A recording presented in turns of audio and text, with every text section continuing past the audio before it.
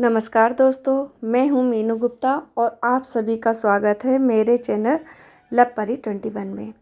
चलिए आज जानते हैं दिवाली के पर्व में लक्ष्मी पूजन आसान विधि से कैसे करें। तो देखिए, सबसे पहले एक चौकी या पाटा ले लीजिए। उसे जब आप लोग बिछाएं तो उस स्थान को अच्छे से साफ कर लीजिए, उसके बाद ही पाटे को बिछाइए। अब चौकी पर लाल रंग या पीले रंग का वस्त्र बिछाइए। उसके बाद भगवान श्री गणेश को और माता लक्ष्मी को बिठाइए, यानी कि माता लक्ष्मी और भगवान श्री गणेश की मूर्ति को स्थापित कीजिए। इस बात का ध्यान रखिए कि भगवान श्री गणेश के सीधे हाथ की तरफ ही माता लक्ष्मी विराजित हों।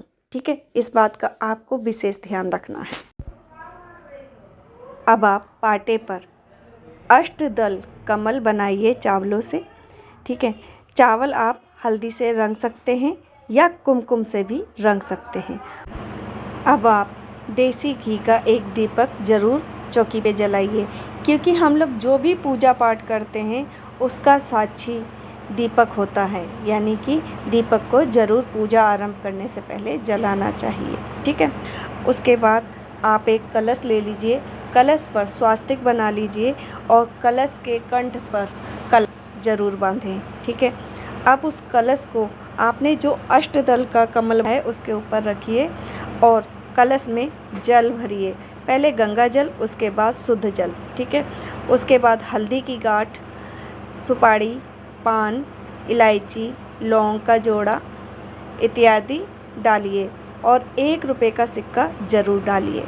ठीक है, इसके ऊपर आप लोग आम पल्लव लगाइए और अगर आप लोगों के यहाँ पर नारियल रखा जाता है कलश पर तो आप लोग नारियल रखिए, लेकिन मेरे यहाँ तो नारियल नहीं रखते हैं लक्ष्मी पूजा में, यानी कि दिवाली की पूजा। तो आप लोग अपना देख लीजिए। देखिए, सभी के रीति रिवाज अलग अलग होते हैं, तो आप लोग अपना देख लीजिए। और एक कटोरी में हमारे यहाँ चावल रखे जाते हैं और चावल के ऊपर दीपक देसी घी का जलाया जाता है। ठीक है, तो आप लोग अपना देख लीजिएगा, क्योंकि सभी के रीति रिवाज अलग अलग होते हैं। मेरे यहाँ जैसा होता है मैं आपको वैसे ही बता रही हूँ। अब पूजा की चौकी पर चावल से, यानी कि जो चावल आपके पास रंगे हैं उससे एक स्वास्तिक बनाइए और उसके ऊपर एक पान का पत्ता रखिए। उसके ऊपर आप अगर गौरी और गणेश की आपके पास कोई भी मूर्ति है तो वो रखिए। अगर नहीं है तो आप सुपारी स्वरूप गौरी गणेश बना के, यानी कि सुपारी और हल्दी से गौरी गणेश बनाकर आप उनको भी स्थापित कर सकते हैं। ठीक है, क्योंकि हर पूजा में गौरी और गणेश की पूजा ज़रूर की जाती है। ठीक है, क्योंकि गौरी गणेश जहाँ होते हैं तो वो पूजा फलदायक हो जाती है। ठीक है, अब आप देवी देवताओं को स्नान कराइए जल से। उसके बाद आप माता लक्ष्मी और माता गौरी को सिंदूर का तिलक लगाइए और भगवान श्री गणेश को पीले चंदन से या रोली से तिलक कीजिए। ठीक है, एक बात जान लीजिए आप सभी कि जो माता होती हैं, यानी कि कोई भी देवी होती हैं, अगर पुरुष पूजा करते हैं तो सिंदूर का तिलक ना लगाएं, यानी कि सिंदूर ना चढ़ाएं। और अगर कोई महिलाएं हैं तो वो सिंदूर चढ़ा सकती हैं। जो पुरुष भाई हैं तो वो चंदन का तिलक लगा सकते हैं, हल्दी का तिलक लगा सकते हैं, रोली का तिलक भी माता को लगा सकते हैं, लेकिन सिंदूर का तिलक नहीं लगाना चाहिए पुरुष भाइयों को। ठीक है, अब आप लोग अपने हाथ में कुछ अक्षत के दाने और पुष्प, थोड़ा सा गंगा जल लेके सभी देवी देवताओं का आवाहन करें कि देवता मेरी पूजा में सम्मिलित हों। ऐसा कह के उनसे विनती कीजिए और उन्हें अपनी पूजा में सम्मिलित होने का आग्रह कीजिए। ठीक है, उसके बाद जो आपने चावल, अक्षत और फूल लिए हैं तो वो आप भगवान श्री गणेश और माता लक्ष्मी के चरणों में छोड़ दीजिए। अब आपके पास जो भी फूल मौजूद है, देखिए माता लक्ष्मी को कमल का फूल अति प्रिय है, लेकिन अगर आपके पास नहीं है तो आप गुलाब का भी पुष्प चढ़ा सकते हैं और भगवान श्री गणेश को आप पीले रंग का फूल चढ़ाएं तो अति उत्तम होगा। बाकी आप देख लीजिए, जो भी आपके पास मौजूद है तो आप चढ़ा सकते हैं, इसमें कोई भी दोष नहीं लगता है। ठीक है। अब आप लोग कलश को भी फूल समर्पित करें और गौरी गणेश को भी आप फूल समर्पित करें। अगर फूल माला अगर आप लोगों के पास मौजूद है तो आप फूल माला भी भगवान को चढ़ाएं। ठीक है। आप भगवान श्री गणेश को दूर्वा घास और जनेऊ समर्पित करें। देखिए, हमारे यहाँ पर तो एक दीपक, बड़ा दीपक जो होता है, जो पूरी रात जलता है, तो वो सरसों के तेल का जलाया जाता है। आप देख लीजिए, अलग अलग जगह पर अलग अलग प्रथाएं होती हैं, आप अपना देख लीजिए। ठीक है। आप उस दीपक को, यानी कि बड़े दीपक को, सरसों के तेल के दीपक को आप जलाइए। देखिए, आप अगर चौमुखी दीपक जलाते हैं तो आपको ये ध्यान रखना है पूरी रात कि कोई भी बाती बुझे ना। ठीक है। लेकिन हम लोग तो एक ही बाती रखते हैं, तो उसका ही ध्यान रख पाते हैं, क्योंकि पूरी रात हम लोग कभी कभी सो भी जाते हैं तो हम एक ही बाती जलाते हैं और उसे इस तरह से जलाते हैं ताकि वो पूरी रात बाती जल सके, दीपक जल सके।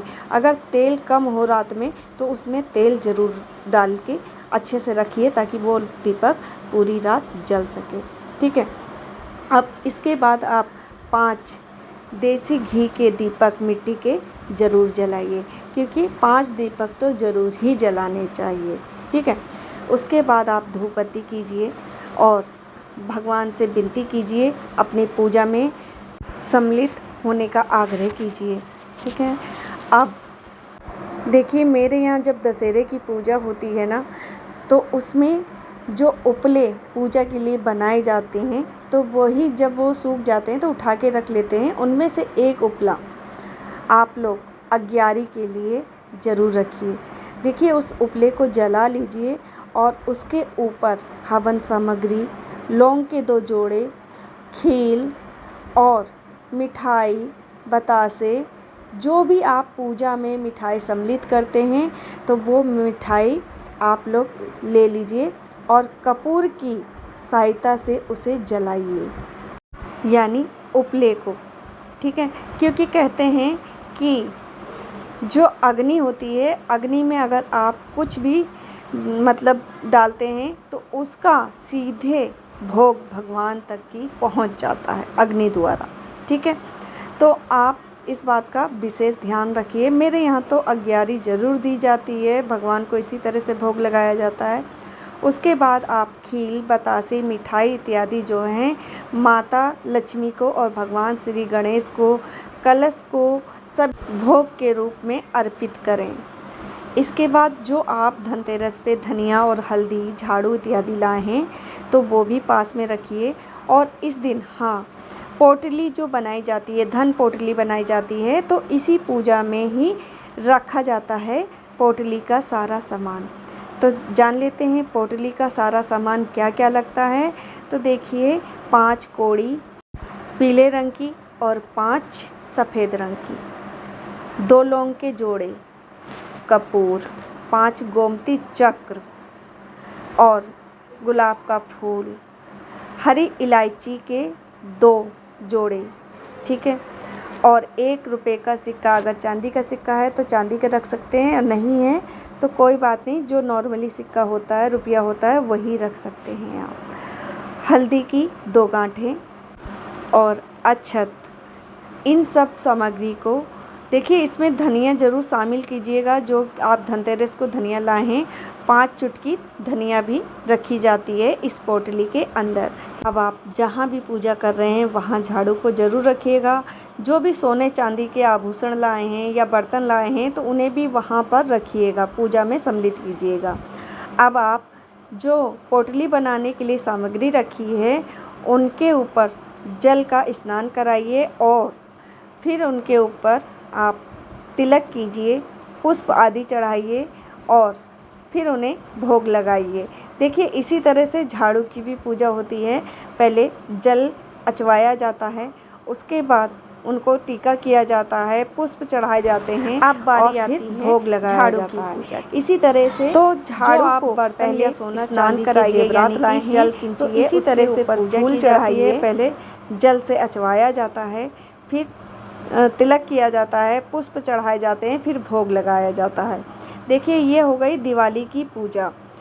अब आप सभी देवी देवता को जो भी फल फूल हैं तो वो भी आप चढ़ा सकते हैं, ठीक है।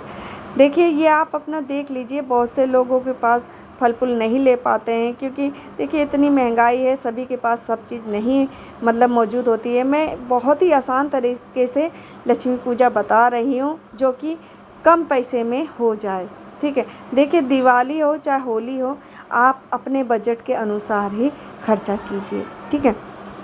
अब इसके बाद आप सभी देवी देवताओं को भोग की जो थाली है वो सबको दिखा दीजिए, सबको भोग लगा दीजिए, और उसके बाद आप कपूर से आरती कीजिए। और शंख अगर आपके पास है तो शंखनाद ज़रूर कीजिए, अगर नहीं है तो आप घंटी भी बजा सकते हैं। बहुत से लोग कहते हैं कि लक्ष्मी माता की आरती इस दिन नहीं करनी चाहिए, आप अपना देख लीजिए, जैसा आपके घर में होता हो वैसे ही कीजिए, ठीक है। और हाँ, अगर आप सभी को मेरा वीडियो अच्छा लगा हो तो ज़्यादा से ज़्यादा वीडियो को लाइक कीजिए, चैनल पर पहली बार आए हैं तो सब्सक्राइब ज़रूर कीजिए। आप जानते हैं धन पोटली का सामान कब उठाना है, पोटली कब बनानी है, तो आपको दिवाली के दूसरे दिन। और जो आपने धन पोटली का सामान माता लक्ष्मी भगवान श्री गणेश के चरणों में रखा है तो वो आप उठाकर दूसरे दिन ही पोटली बनाइए, और उसके बाद आप अपनी तिजोरी में उस पोटली को रख दीजिए। देखिए 1 साल तक की ये पोटली नहीं खोलनी चाहिए, इस बात का विशेष ध्यान रखें, ठीक है। आप मिलेंगे अगले किसी नए वीडियो में, तब तक के लिए जय माता दी।